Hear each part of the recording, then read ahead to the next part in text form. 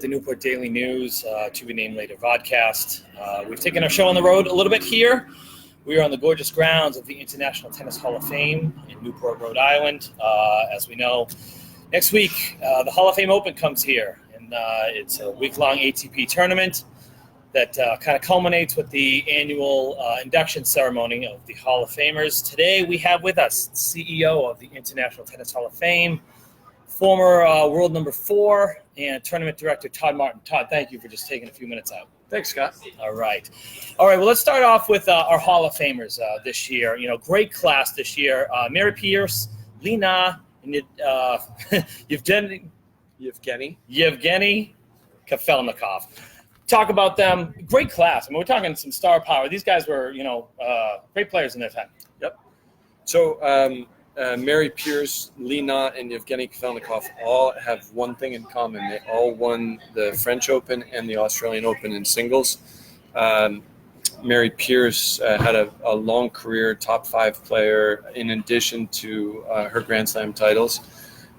Lena was world number 2. Yevgeny was world number 1, and also won some doubles championships as well, as did Mary Pierce.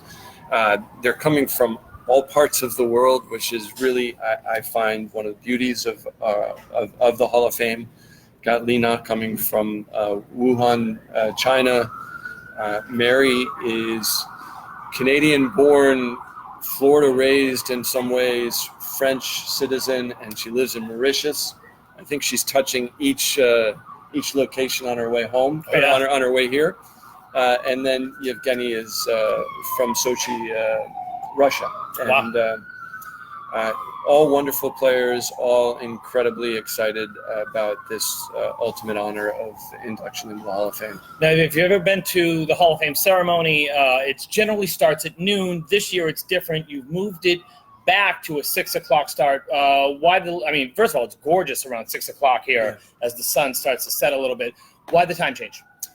For a variety of reasons, really first and foremost to provide our guests a better experience. Sitting out, we've got VIPs from our board, the inductees, other Hall of Famers, all of our 3,000 visitors, ticket holders, and box seat holders for the day, and we put them out at the heat of the day and just have to sit there. Right. And so many of the guests are in coat and tie or in long dresses, and it's we've had a couple of beautiful days, but they've been miserably hot. Yes. So by pushing it back to the evening time, I think we're all going to have a much more placid moment for the induction ceremony. The other thing is, we have these Hall of Famers and inductees coming in for a whirlwind tour of the Hall of Fame and of Newport. It's party after party. It's the ceremony. It's press conferences. It's tours of the museum. And to me, coming when I arrived several years ago, I couldn't help but scratch my head and say, how is this enjoyable for the inductee? I equated it a little bit to a wedding that there's too much going on, and the bride and groom actually never get a chance to enjoy themselves. Right. Our guests of honor are these 3 individuals who are being inducted into the Hall of Fame, and by pushing the ceremony back until 6 in the evening, they really have a good bit of Saturday to themselves to spend with family who they're bringing with them. Sure. And be able to soak in more about the Hall of Fame than just having to touch all the dots along the way. Great. The tournament, you bring in 28 top players here. Defending champ Steve Johnson and John Isner is back. Just talk about the field a little bit, where it compares to last year. Again, we're talking some big names in tennis. Start with Steve Johnson. I mean, kind of had a great run here last year, coming back, trying to defend his title. Yeah, Steve is one of the best human beings in tennis. He's got a great spirit, competes hard every day, and is just generally really well respected amongst his peers. Has really struggled this year. In fact, he's gone through some dry bits that I would say are close to the worst that he's experienced in his career. But he's coming back to a place where he loves to play. He's had success. And I would look at it and say, if I were in Steve's inner circle, I would be telling him, this is the chance. This is a springboard for the rest of your year. We've seen that. We've seen that with certain players. In some ways, you've just finished the front nine, and you had a bad front nine, but you got the rest of the round to play. I think that's the beauty of this tournament being right after Wimbledon. It's so much more relaxed in its general environment than what the guys have just come from. So they're going from a pressure cooker to a pressure releaser, and somebody like Steve might just thrive on that again this year, and it should serve as that springboard. John Isner's coming off an injury, but he's had great success here. He got a wild card into the tournament, which was a no-brainer. You give John Isner a wild card. He's become such a fan favorite here. Well, John's been number one in the U.S. for close to a decade now. He's responsible. He is a great representative of our sport. He's 6'11" and incredibly gifted. Works really well on this surface. If there's one thing that he has been challenged with over the years is a little bit of apprehension to take risk. His coach has done a wonderful job of getting him to take that risk more and more over the years. His tennis has gotten better. The last probably 18 months is the best tennis of his career, and yet he's in his early 30s. Right. Some of the other guys in the field, I mean, give people watching someone that they may not know who might make a run here and might, like you talk about springboard, this could be their springboard. Yeah, so there's a couple of guys that come to my mind. First is Chris Eubanks. We gave Chris a wild card. He's a couple of years out of Georgia Tech now. He's about 6'7", sort of a throwback game, very old school, traditional, loves to attack, and is a strong athlete. He's 6'7", and 2 years ago he probably didn't weigh much over 170, 180 pounds. So after leaving school, he's been able to put a little weight on, and he's having more and more success. But this surface really suits him well. And one of the strategies with wildcards is to bring people in who can really make good use of it. And I see Chris as being somebody who might present himself at the end of the tournament as a candidate to win, and it'd be a big step for him. Another fella is a guy I don't know much about, Eubanks. He just made it to the fourth round of Wimbledon, lost to Novak Djokovic after winning his first three rounds. He's got a lefty serve, very comfortable on the grass, and I wouldn't be a bit surprised if he has a good week here. You've been around tennis for a long time, and tell everyone what makes this tournament, this small town feel tournament, different from everywhere else. I mean, it stood out to me when I first got here that, when you come here, you can just see guys just walking around, like John Isner just walks past you. They walk down Bellevue. They walk to the Hotel Viking. Is that what it's like at other places? No, there's fewer tunnels here at the Hall of Fame than there are at other venues like Wimbledon and the French Open and so forth. But I think the easiest way for me to say it is that this is a true festival of tennis. People are here because it's a staple in the New England summer. People are here because it's the International Tennis Hall of Fame, and it's nearly 140 years old, and is in so many ways the home to the history of the sport.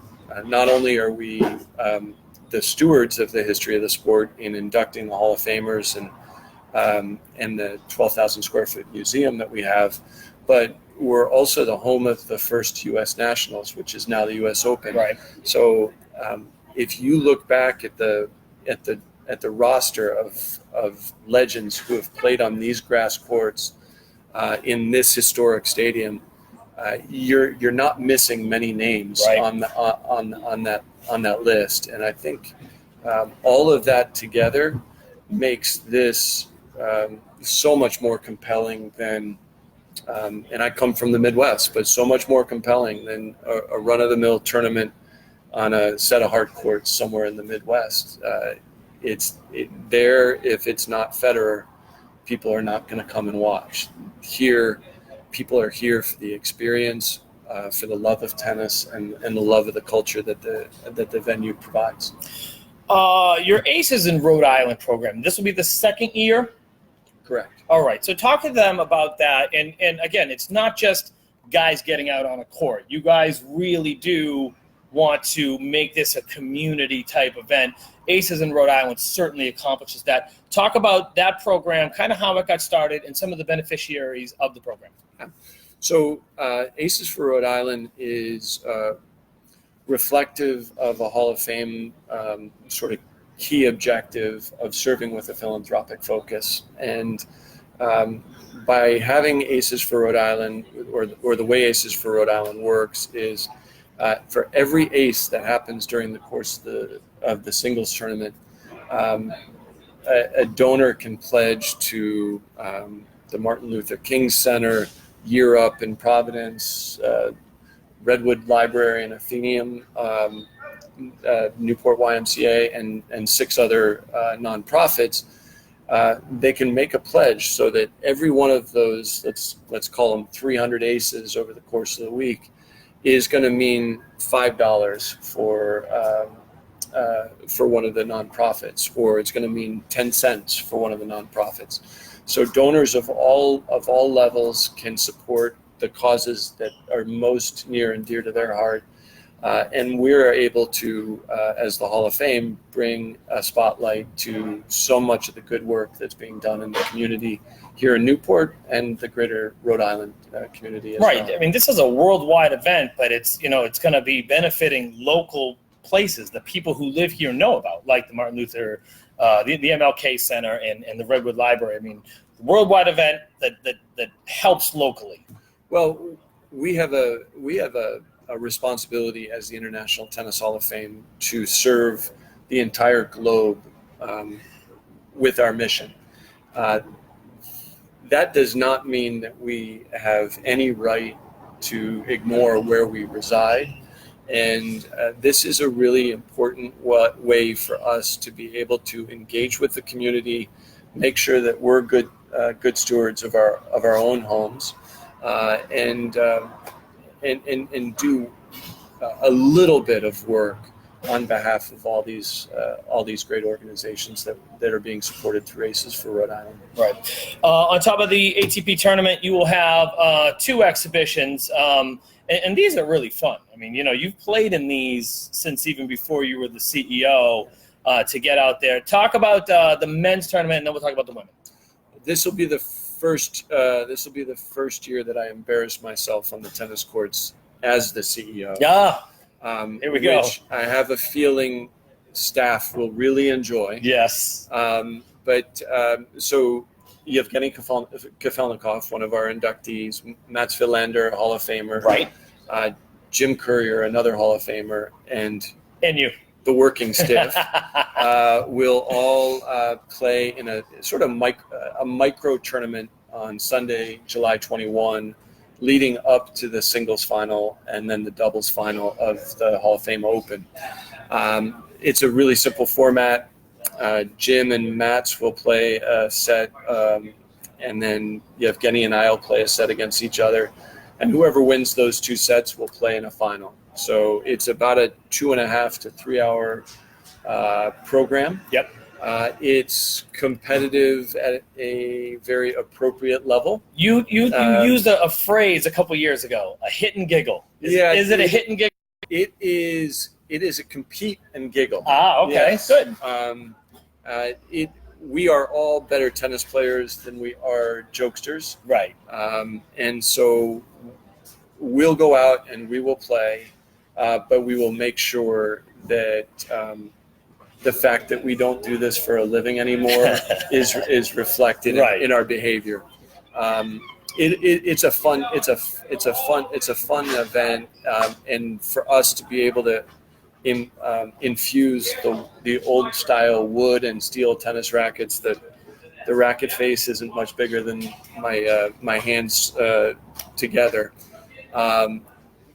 is really appropriate for the Hall of Fame, and I think will give an amazing contrast, probably too stark of a contrast between what we do from 11 to 2 that morning and early afternoon, and then what the guys in the Hall of Fame Open singles final will be doing right after us.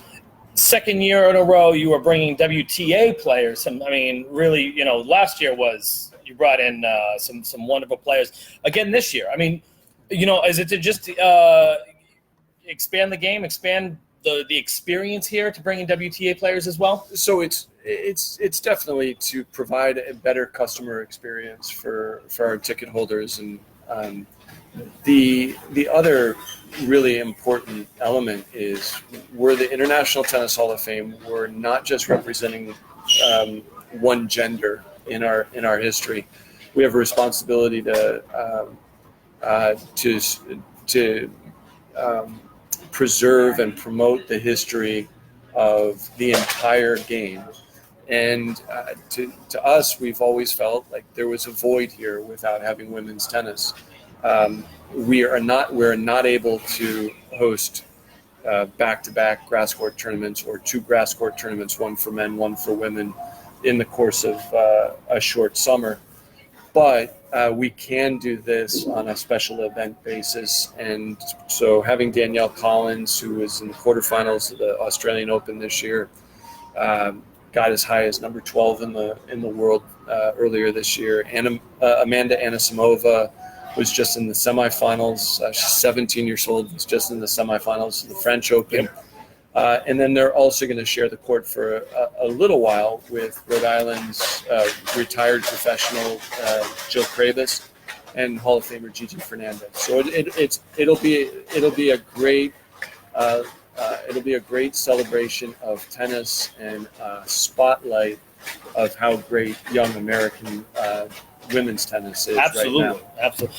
You took over as CEO from Mark Stenning in February 2014. When you came in, you told us that it was going to be a collaborative effort, using the people who were here in place. But what were your ideas? What were your goals? What did you want to accomplish when you came in? Did you have a vision? And how have you been able to execute that so far? Yeah, so I was hired in large part because our executive board felt like it was really the Hall of Fame was overdue to start to expand our horizons and not only get our brand out globally, but really represent the history of the sport globally. Because of my tennis playing background and leadership on the tour, that's where I was attractive. When I got here, I spent a few months sort of formulating a vision for the organization, but really the core element of that was a strategic intent of becoming integral to the sport of tennis. History is sometimes sort of neglected and underestimated because it's not center court at Wimbledon. It's not social media. It's not sort of what we're used to. But the fact of the matter is, I've believed previous to my arrival here, and only more every day along the way since I've been here, the sports history has a real opportunity to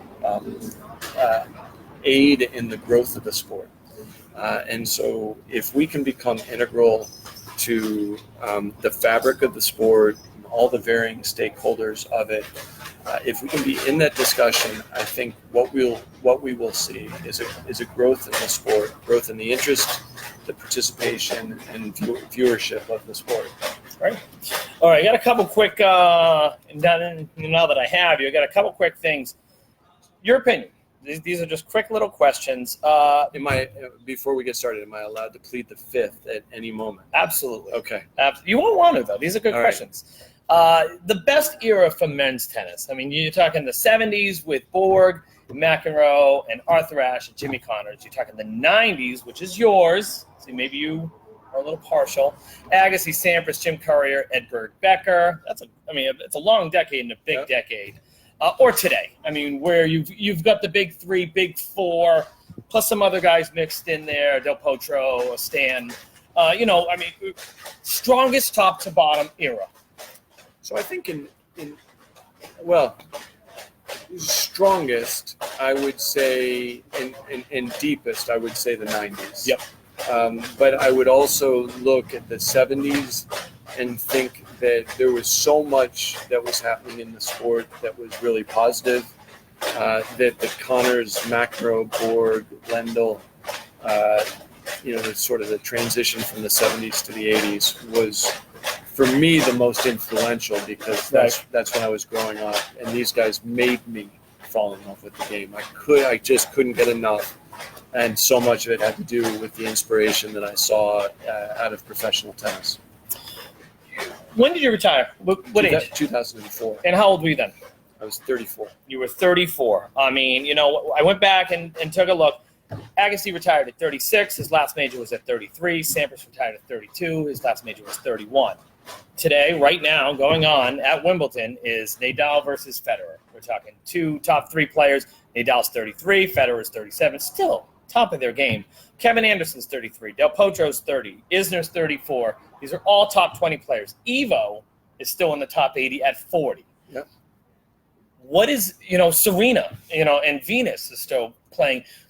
Why are people able to sustain success longer at an advanced age when that was just unheard of, even 20 years ago? It's a complex answer, and it's multifaceted. But I think first and foremost, you have to give credit to the athletes.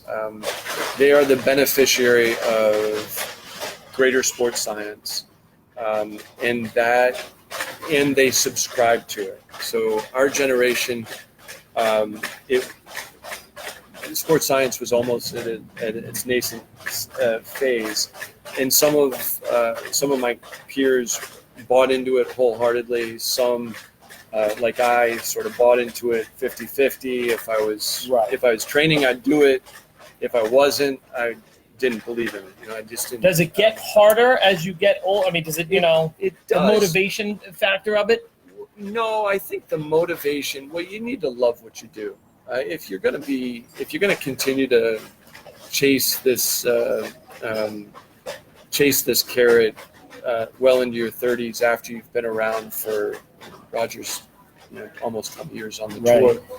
If you're going to be around that long, you've got to find a spark every time you walk out on the court, under the practice court, under the match court. But the greats, Roger, Rafa, Novak, to a lesser degree,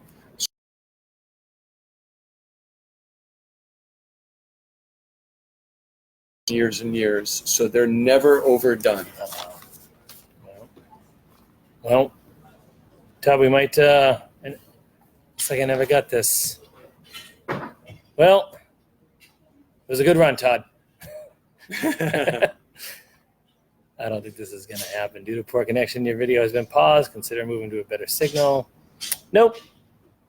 I think I got everything I needed here. Oh, well.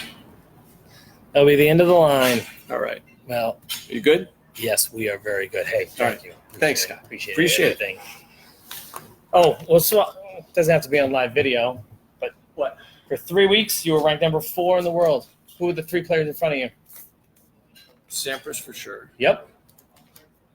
Agassi, I would think for sure, because that's who I lost to in the final of the U.S. Open. Yep. And I'll say Evgeny Kafelnikov. Smart man. Yeah. Bringing this whole thing full circle. All right. Take care, Todd. Don't remind me of that. Okay? I will never do that. Harry, are we good?